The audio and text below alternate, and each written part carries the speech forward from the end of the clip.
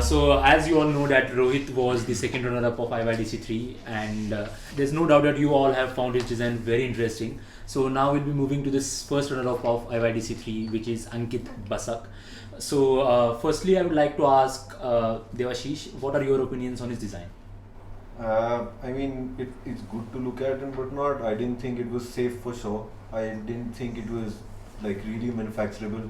The choice of material for the, especially for the top part with the curve in it and the threads hanging from it, he's chosen wood for it, which was an absolutely bad idea.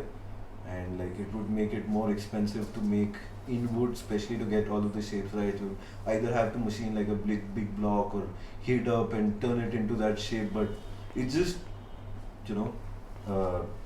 waste of an effort to actually try and do that in wood. You could have chosen like a better material to make it more sustainably still, right? Plus the front end of the chair looks like if you have the kid sitting on it, he's gonna go face first in the floor, right? Yeah. And he tries to swing on the chair, he's gonna go face first in the floor. Yeah, actually I have one question specifically for that swinging motion which he has mentioned. So as you know that the back of the chair is stiff, right? And the swinging motion is going to happen only on the lower part. Right. So is it going to create some, I would say, difficulties in bringing that to life, or while using this particular product? Usability wise, probably not. Safety wise, for sure. Safety is the biggest concern with this. The hanging part has not been fixed well to the wire frame. Secondly, I mean, the moment the child takes the swing, the center of gravity is going to move, and then there is a proper curve which will actually make the child fall on the face. So safety is the biggest. I mean, this is the least safe design among all, I would say. Also, I agree. I'm not sure if you would actually sit on this and you would make like a tiny movement even with your arm or something, center of gravity would change a little. So is it possible to ever sit still in this chair? No, because I'm not sure. It has a swinging motion, right? Yeah, but like, do you want to be constantly swinging like Exactly. 24/7 when you sit in it? I'm not sure. I mean, child might want to do that. Yeah. But I would, as a parent, I would not be interested to put my child on that chair. Yeah, That is Not for long durations, right? Uh, It's like playing on a swing. You do it for 10 minutes, but then after that, you take your kid off the swing. Right? You're not gonna leave them on the swing all the time. Yeah. But looking at the ergonomics and the kind of presentation he has gone for his chair, if we skip the kids part, if we skip the age barrier, so would you like to have a product like this in your living room?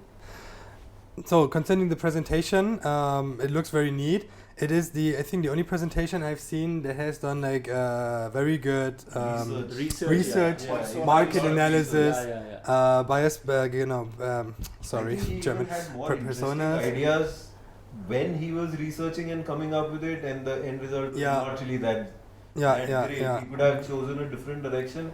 And maybe He did a great research, but the product boiled down into something else. Yeah, and also like combining the chair with the swing is a great idea for the kid to something to have to play with. But the end product, as we have said, I think also is super unsafe. You're gonna bonk directly up front, and it looks more like a design product to me. So if you ask me if I would like to have something like this in my living room, then yes, definitely. Like even I would like to sit around and swing like this in the evening, like hang out. But like if you consider the age group 1 to 5, this is not suitable at all. I would personally like to mention one thing here, that Ankit Basak is one of the most consistent participants of IYDC. Absolutely. I mean, in the first competition, he was in the special mentions, I guess, or maybe in the top 10, I don't remember clearly. But in the second design competition, he was among the top 5, and in the third design competition, he was the first runner-up. So, Ankit, we hope you win next time, and we have really good and really high hopes from your end. Also, one more thing I thought was missing on this was proportions and dimensions. Specifically asked for dimensions in the brief, right? And there were no dimensions on the overall size of the thing, and you just have to guess about it. Plus, there was no storage. He was supposed to have a storage for the toys as well there. It's not there. So there were kind of hits and misses with the overall brief that we've given. And I think he did the research well. He thought about it well, in depth. The Presented research it was well. very in depth. Presentation was good, but he kind of got lost in the way, and Yes. the end result could have been much better. So very few contestants have taken anthropometric dimensions in consideration, Right. and Rohit Bish has done extremely well in that area. Right. So Ankit Basak has missed on that, and almost everyone. Even what is Smriti, right? Smriti. No, the other one. The other girl. Anushka's design has really good it is very good detailing. and Yeah. Cool. Yeah. Yeah, let's move on. So let's now move to the winning design of IM Design Challenge 3, the IYDC's design. Yeah. So firstly, Timo, I would like to know your opinion on this design, because I think you have given really good score for IYDC. So what was your opinion on this particular design? I love the presentation. I love the rendering. It looks really cool. Also, it's multifunctional. Like, you have the chair, you have the table, you have the drawer where you can put something inside, you have the shelf, and as soon as you're like done playing with your child or feeding your child or whatever you do, you just club it all together and put it into the corner of your room or something. So super versatile. You have 1, 2, 3, 4 different products out of one thing. Really cool. You can also use recycled plastics for it. You can have it in all different kinds of colors. The tool is going to be expensive as well, but then this can be in mass production very easily. The tooling would be like a one-time cost, no? Plus, Yes. he's tried to get the approach is very environmental friendly with Yes. the recycled plastic. So thumbs up for that. And Yes. he has taken basically inspiration from the Fisher Price stack-on toy. Yeah. So I mean, maybe if he pitches this product to Fisher Price, they can definitely invest into this kind something Yeah. like this, Yeah. and it can actually come to life. And the only problem I see with this, the wheels he has given to this thing, they appear a little flimsy to me. And creating the caster wheel in the same material would not be a good idea, I feel. But overall, I'm seriously happy with this entry. Color sensor might be understanding what about this is boosting my hand-eye coordination. I don't get that. And I think there's a tiny mistake in the design itself, because if you take a look at the drawer, in order to assemble it completely, you will have to flip it upside down. So everything that you put inside of the drawer is just going to land on the floor. True. And this is like the only thing that I have found is like, okay, a little bit thought mistake kind of in the design. Apart from that, it's amazing. It's really good. And talking about the CMF, the color, material and finish which he has gone for, when stacked back, this can be a really good part of a home aesthetic. So you do not need to have a special place for this particular product. It can just mix up with the room. And on this note, I would like to congratulate IYDC on winning the 3rd design challenge.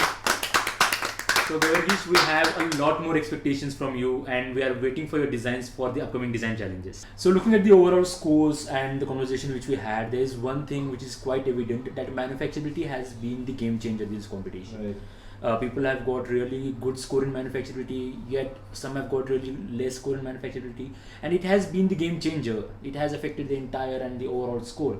So what advice would you give to people to make their designs more manufacturable? I think people need to initially start thinking more in parametrics when they're actually designing something. There has to be a size and scale to things what you're trying to build, right? Otherwise, you don't get an idea of what you're actually trying to achieve, and everything's in the air.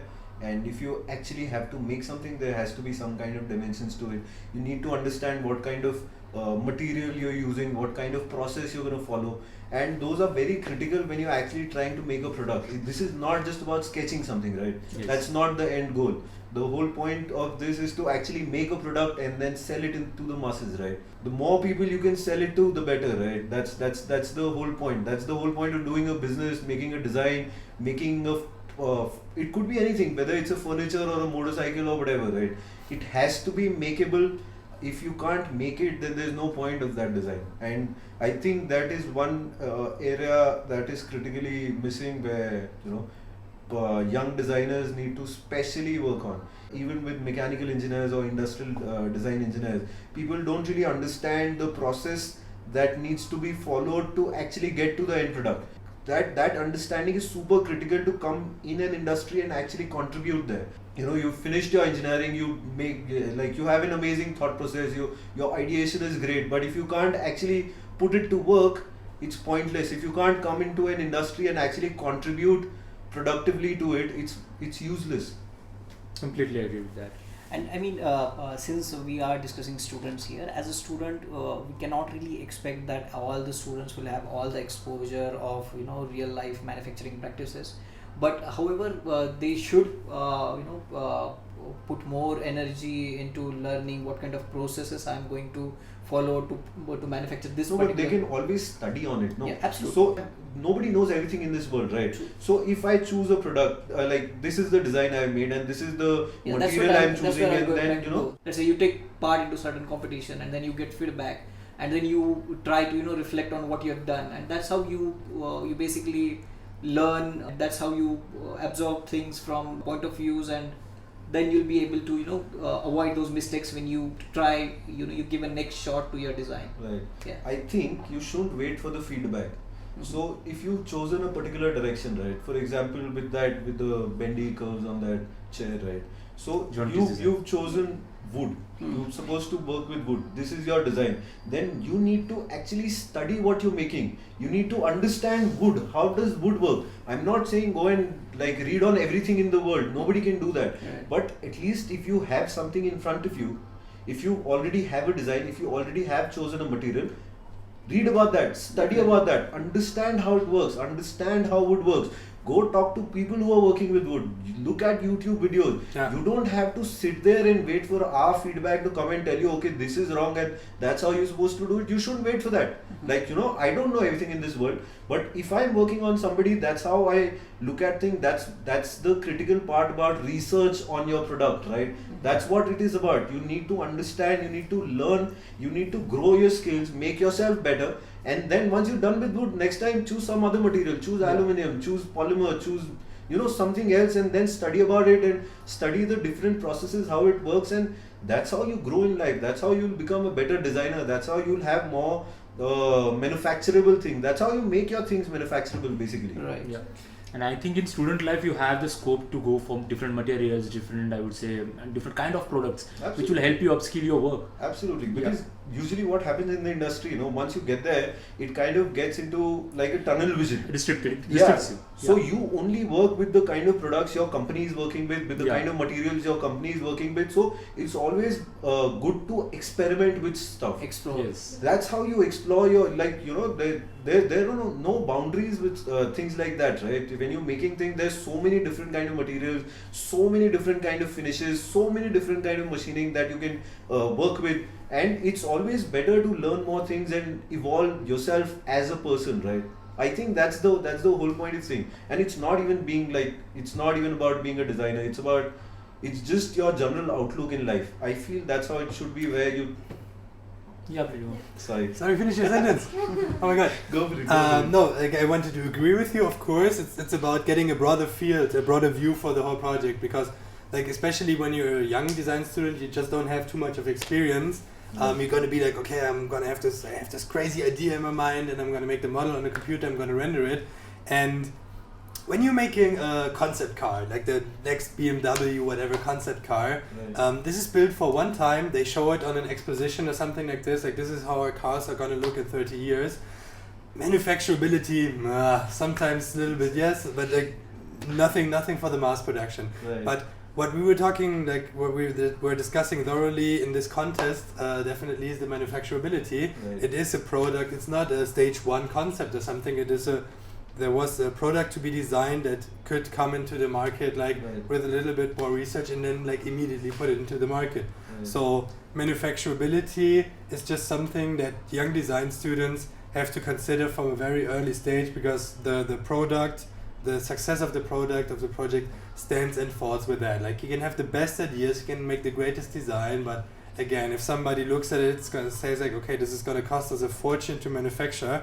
It's just not profitable, so design dies immediately. Absolutely. Yeah, That's and the first talking stage. about the manufacturability, so don't you think that would restrict the imagination of the designers? Because It does. so It does. what are your thoughts about it? Can't we make an exception over here, because we have most of the entries of IYDC3 about the students, most of them were students, so can't we make an exception here? No, we're not going to make an exception on that, Okay. but we're gonna give a valuable challenge. Yeah. And a valuable learning along the way, that guys, please consider manufacturability at a very, very early stage.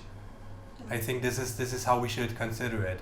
Yeah, the right way to go practical ahead. in Yeah. life, right? Yeah. Everything has to be practical in life. While you have liberty to being creative, you also have to be practical. Yes, like you can, your very first draft, your very first sketch can be super creative and everything, but at least then when you start developing the project, then you should consider the mechanical engineers and like show your concept to them and ask them like, okay, which points are going to be the buzzkill of this project. So at the very early stage you can be super creative, but as soon as you want to develop the project to a manufacturable product that actually will Usable profit, product. will be usable, then you just have to sit together with people from other departments, and then also you will maybe lose a little bit of You creativity. also need to kind of understand who you're selling it to. But that's how it works. And figure out their requirements, right? Who you're selling it to is also a critical part of it. Yeah. I think Like, there you know, comes even if it's the design's great, it's manufacturable, everything's right, but it doesn't solve the problem for the person you're trying to sell it to. Who's going to buy it, My right? kid is Exactly. gonna bunk his Exactly. head, my kid is Even gonna that's fall going to over, kill the so product. Also need to improve a little bit on the research. Or Yeah. again, like it's not about blaming, but this is about, hey guys, like next time do a little bit more research, make like the buyer personas or something like this. Speak to kids, ask them about the product, what are they expecting of the product. Observe the kids while they're playing, like what are their preferences and what are they attracted to and so on. Like especially when you design something for kids, I think this must be amazing. Like just sitting around with kids all day, like I'm working, I'm doing research, like playing with Legos and everything with kids, like super amazing, really cool. I think the kind of research Basak went for, Mhm. that's the kind of research everyone should go for while designing a but product. see, I mean, what Timo said, I'm not really sure how Ankit was the person who did the most of the research, I would say. He created the personas of different kids and all that. And in spite of that, and he has very specifically mentioned that the product is safe. But then every jury has put a question on the safety of the product. Yeah. So as a student, I would say the experience, you cannot really take the experience out of the book. The experience will only come as you walk through It's a your process, yeah. life. It's a process. And that's the whole point behind having open competitions, right? So that students and industry professionals Yeah, can they compete can together. collaborate also, no? And the teamwork makes it everything better, right? You'll have a third person perspective on things, and somebody can look at it from a different perspective. Because what happens is when you're actually building something, you're very involved with it. Yeah. You're so involved with that thing, you don't see what's wrong with it. And then you see somebody else come in and actually tell you, and then you realize, oh, this is super simple. I didn't even think about it. Yeah. And that's just how it goes, because you're so engrossed in it, and that's how it should be, right? But that is one point where collaboration absolutely helps you out, and you can. It doesn't even have to be people from the same industry. It could be people from different industry. It doesn't even have to be actually people from the industry. You can ask your parents, ask your friends, talk to people about it. Yeah, exactly. That absolutely helps and tells you about like small mistakes you wouldn't have even thought about, and suddenly somebody comes in with a third person perspective and tell you like, okay, this is something wrong. Like you pointed out about that joinery on that the Lego chair, right? Yeah. That's just how it is. There's like very simple stuff, but you don't think about it because you're so engrossed on the end product and you're not actually thinking about that thing. Yeah. So Kunal, right now we are in the process of developing the IYDC4, and we have talked a lot about manufacturability in this particular podcast. So in future, can we go for a competition where we will be tasking our participants in creating an actual product? Yes. So by far we organized 3 competitions, and even we have some very good learnings in this process. Initially, we were trying to keep the scope of the competition really broad, but it has created a lot of challenges, and oftentimes we are comparing oranges with apples, and then it is very difficult to do justice to every entry. So essentially we are looking forward to narrow down the scope of the competition so that everyone, it will be easy to judge the entries, the contestants' work. Secondly, we want people to collaborate with different domains so that they get they get to collaborate, they get different point of views, and then we are ensuring that they have to build something so that they get the real life experiences of processing different materials. And that's how we are going to ensure that students learn more in this process. They get more valuable experiences. They get into environment where they'll be able to go to the next stage, Timo, would you like to have any feedbacks on that, like how we can improve this competition? So this is the first time I have participated in this also. So far, I was really happy with your scope and what you have been asking for, with all the presentations I have seen. But I'm super excited to hear about what you're planning for a more practical approach, where people actually get to build something and test the manufacturability of their stuff. Nah? Yeah. So I'm super excited about that, and so far. Yeah, in fact, IYDC4, something very interesting is coming up with IYDC4, and I must promise everyone out here that IYDC5 is going to be something very, very grand. And for that, you need to be work on IYDC4 also, because once you start building your teams and collaborate with people from different domains, you'll be able to contribute, or you'll be able to participate in a very more meaningful way in IYDC5. And I promise you that you're gonna be, everyone is gonna be very, very excited to be part of IYDC5. Something very grand is coming up. So can we officially announce that we are gonna arrange a physical competition soon? Absolutely, yes. That's great. Okay. And the best part is, now that we have Devashish with us, yeah, we're gonna start building something very interesting, which we will showcase in coming podcasts. Yeah. And that's where we are planning to release the IYDC4. Yeah, Devashish, do you have something to say on that? I'm super excited about IYDC4. There are many good things to come, and especially with respect to actually making your designs come to life, right? That's the most critical part, and we are working towards it. You can collaborate with your peers and come up with a product that can actually be turned into a real life product, and not just a design like we've been doing previously. And we'll help you with building it, we'll help you with the kind of challenges you'll have with it, and then you just need to wait for IYDC5. That's something killer that's coming. Yeah. So I hope all the community is excited, and I'm very sure that the community is eagerly waiting for us to announce IYDC5 soon. Cool. Me too, actually. I'm waiting eagerly to. Everyone is waiting. Yeah. Because everything that you guys are gonna build now, I will first go and build that myself, so that we can give you teachings out of it, and it's just gonna be a fun project. Yeah. So from share now, absolutely. That's the whole goal of the thing. Right? Yeah. So from now, you have to be really active on Instagram, and you have to be really looking out for our stories, because anything and everything that Devashish will be working on will be displayed on Instagram. Wait for it. Yeah. A big thanks to all the panelists for being a part of this podcast. I'm sure your valuable insights and suggestions will definitely help our participants in designing better products. And on this note, I would like to thank you, Mr. Pavel Viatrov and Mr. Priyam Doshi, who were external juries for IYDC3. They gave their time and insights to the competition, and it was very, very helpful in drawing the results and assess the entries we received from all the participants. I'm really, really thankful to both of you. And also Timo for being part of this podcast. We're really grateful to you. Thank you. It's been a pleasure. Thank you very much. Thank you. And that's a wrap for today's episode, but soon we will be back with an interesting episode soon. IYDC4 is live now on Instagram, so do check it out, and all the details are mentioned in the description below, so check out. See you in our next video. Till then, stay young, Stay burning.